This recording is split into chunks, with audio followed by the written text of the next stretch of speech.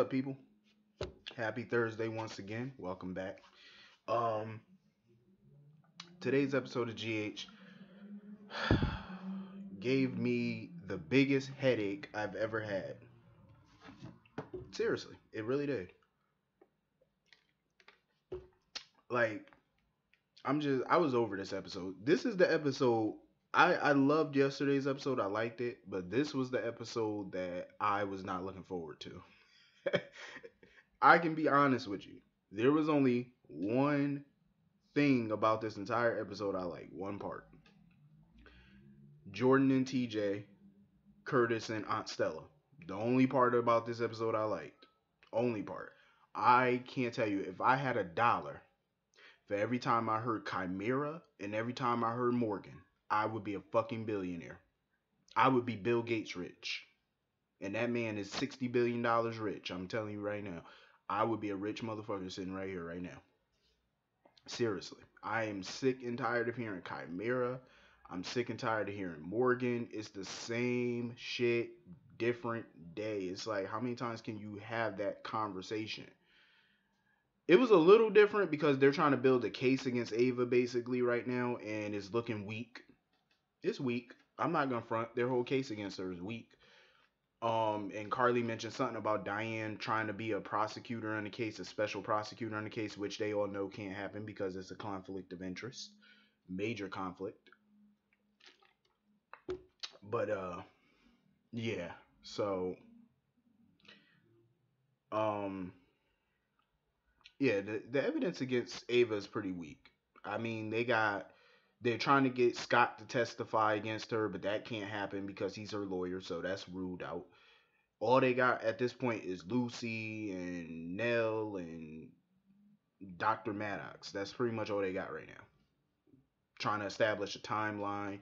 But even when they talked to Nelle, her testimony from what she was saying, it still wouldn't hold up in court. Because Ava's lawyer, Scott, could easily reverse that crap. Easily. Scott could easily play it in Ava's favor because according to Nelle, when she found Ava in Morgan's room, she said that Ava said that she dropped her phone under the bed. But nowhere in that conversation did Nelle ever say that she saw Ava with pills. She never once said that. She assumed that's when Ava switched to pills. That's what she assumed. But you can't convict somebody off of somebody's assumption. So unless you actually seen her with lithium pills or placebos in her hand, that's not going to hold up in court. Because Scott could easily go in a courtroom and say Ava was in Morgan's room because maybe, she felt some type of way. Maybe she wanted to feel closer to him. You know what I mean? She could easily say that. Or, and as far as the whole cell phone thing, you didn't actually see the pills in her hand. So she could easily say, yeah, I dropped my phone under the bed. It rung, it vibrated, it shook my hand, I dropped it, it fell in under the bed. Or Nell came in and startled me and I dropped it under the bed. She could easily say that. And Nell can't say shit about it because you didn't actually see her with the pills in her hand. So either way, it's very circumstantial. But granted, people have been convicted under circumstantial evidence before. But this case, all you have is statements from people and a doctor's testimony about the placebos and the pills. That's all you have. That's really not enough. Judges in cases, they like to hear facts. They don't like to hear assumptions, interpretation. They like to hear hardcore facts, hardcore evidence. That's all they like to hear. If you don't have that, you don't have a case. This shit right here might not even get past the grand jury. It might not. It might not even make it to a trial with the because ain't no DA gonna want to take this case. What district attorney, special prosecutor, or whatever, what the hell would they take this case for if they didn't think they could win it? If you come at them with seedy evidence and all that, they can't win off of that. So you got to work harder than that. You got to get something. That little confession Ava made, that's not going to be enough. You didn't have that shit recorded. So she could easily talk that down and say she ain't confessed to nothing. Is her word against theirs? She could say, oh, I didn't tell them nothing. You know what I mean? She could say that. There was nobody else in that room except them three. And Carly and Sonny hate her, so she could easily play up that. They have nothing. I mean, they got something, but it ain't a whole lot.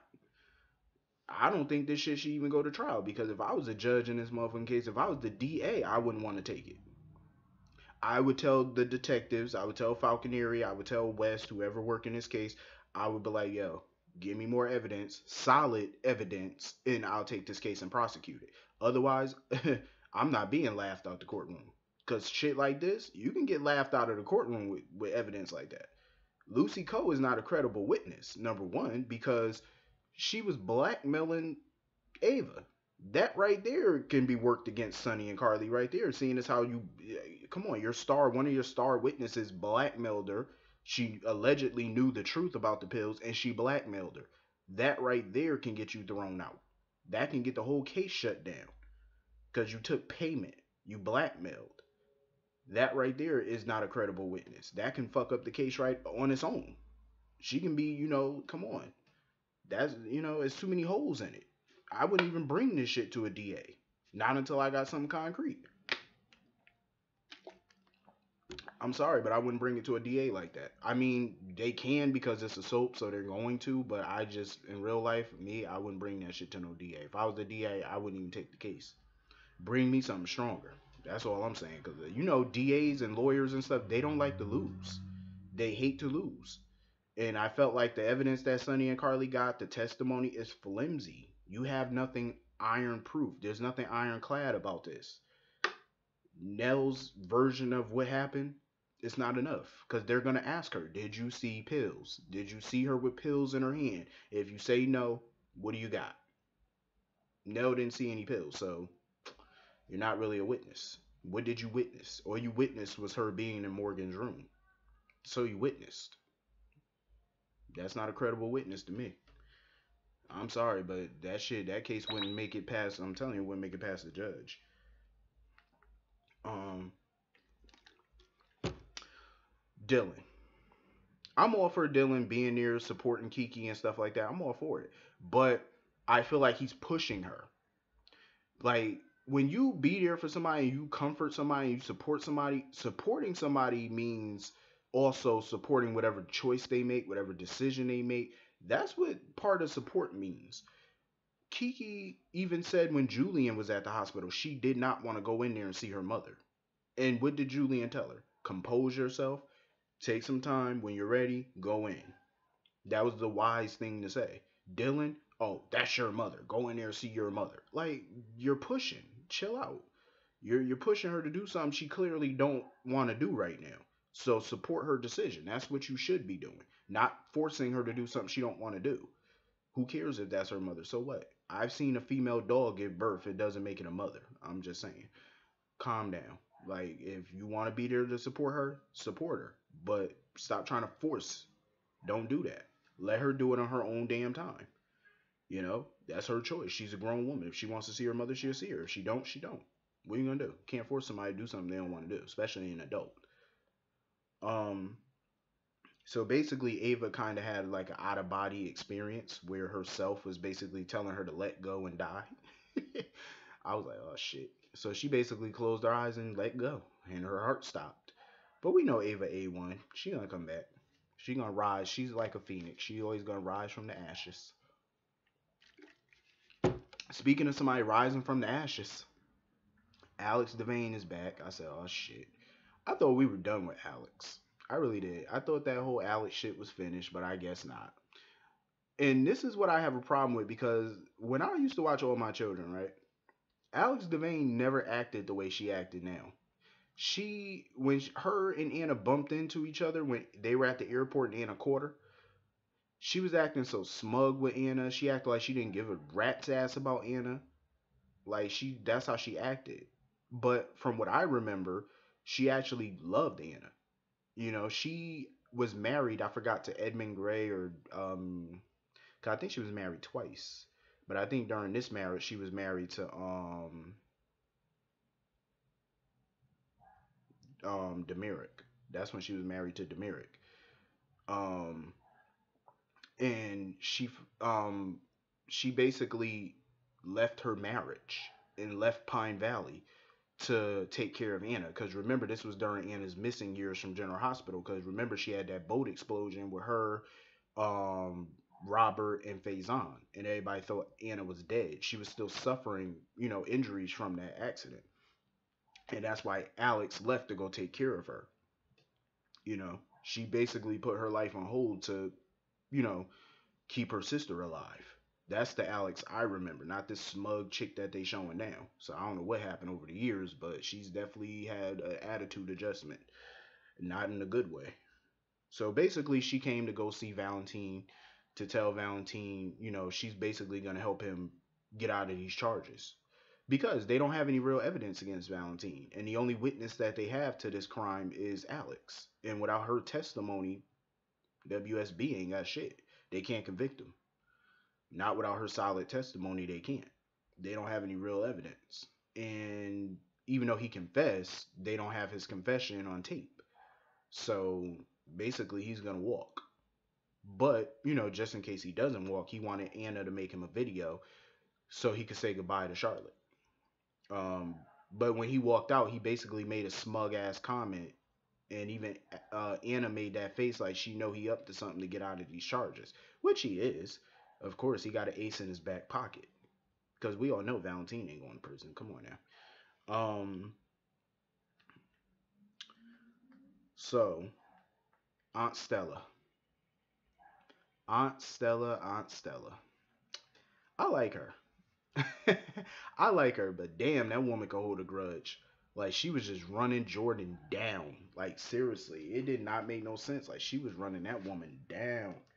You could tell she do not like you could tell she can't stand Jordan. She was not cutting Jordan no slack. She ain't really say not one good thing about Jordan.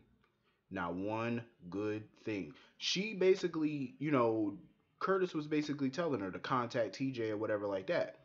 But she was hoping that Jordan wouldn't poison his mind against her or whatever. She's basically holding a grudge against Jordan because of what happened damn near 20 years ago. Basically, if you don't know the story, Jordan cheated on TJ's father, Thomas, cheated on him with Sean. Years later, it turned out Sean is actually the biological father of TJ. I don't know if Stella know that. Maybe she do. Maybe she don't. She didn't really say that she did, but she's basically still pissed about the fact that Jordan cheated on her nephew. That's what she's pissed about. She's still, and I'm like, damn, that's a long time to hold a grudge about an affair, like on your nephew. Like, damn, that was 20 years ago. You still mad about that? The damn woman, let it go. Hell, eventually the cops stopped beating Rodney King. Like, shit, that woman could hold a grudge. I would hate to get on her bad side. And Curtis punk ass is afraid to tell her that he's dating Jordan now. He wanted to tell her, but in her current state of a mood, I don't think that would be wise. I'm just saying. Um, so Jordan was having a little coffee or lunch or whatever with TJ, and she was telling him that her and Curtis are an official couple. TJ cool with it. He don't care. He happy. You know, they grown, so he ain't mad about it. But I respect the fact that even though he's an adult and she's an adult, she could do whatever she want, date whoever she want. She still did it as a common courtesy, to let him know about it, and I think that was nice. It's on a respect level, and it goes to show that she has respect for her son, and I like that. It's a respect thing. Um, so when she went over to Curtis's apartment, she was not banking on Aunt Stella opening up that door. And when she did, Aunt Stella looked at her like, no, this bitch didn't. Aunt Stella can't stand her. I was like, oh shit. All hell is about to break loose. It really is. It's about to go down. I mean, I'm not picking sides. I'm not on Jordan's side. I'm not on Stella's side because all of this was like 20 years ago. And at some point, Stella need to let it go. Seriously. I understand that she's pissed, she has every right to be. That's her nephew. And she's very close with her family. They obviously are a close knit family. But, at some point, damn woman, let it go. I'm just saying, you got to stop that.